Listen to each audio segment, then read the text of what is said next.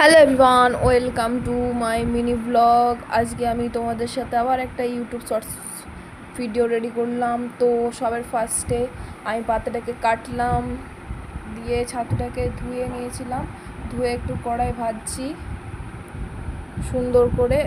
এরপর ছাতুর জন্য যে হলদি পাতাটা নিয়েছিলাম, হলদি পাতাটাকেও ধুলাম সুন্দর করে। এবার ছাতুটাকে সুন্দর করে হালকা করে পাতলা করে দিয়ে দিচ্ছি, মোটা করে থাকলে সুন্দর করে ভাজা যাবে না, তাই সুন্দর করে পাতলা করে আবার দিয়ে দিলাম এর মধ্যে সুন্দরভাবে। এরপর লঙ্কাটাকে গোল করে চিড়ে দিয়ে দিলাম ওর মধ্যে। এটা হচ্ছে কুল কাঁচা লঙ্কা, দেখতে পাচ্ছেন। এরপর উপর থেকে হালকা সরষের তেল দিয়ে দিলাম এবং সাইডটাও একটু গুলিয়ে দিলাম। এরপর পাতাটাকে আমি মুড়ে দিচ্ছি সুন্দর করে, দেখুন এই দিয়ে মানে সুন্দর করে একটা র্যাপ করে দিতে হবে পাতাটাকে।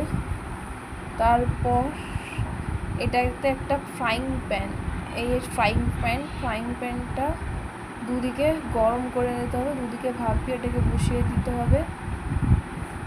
একটা মিডিয়াম ফ্লেমে রাখতে হবে। এইভাবে এটাকে জেকে একটু সেঁকে নিলে যাতে পাতাটা এইভাবে ধরে থাকে, তো ততক্ষণ অবধি রাখতে হবে। এরকম কালো হয়ে গেলে পাতাটা পুড়ে যাবে কিন্তু খাবারটা ঠিক থাকবে। তো এটা এবার আমি খুলে দেখাচ্ছি কেমন। এটা খেতে খুব টেস্টি এবং ওয়াও লেগেছিলো। কেমন লাগলো গাইস কমেন্ট করে আমাকে জানাবেন।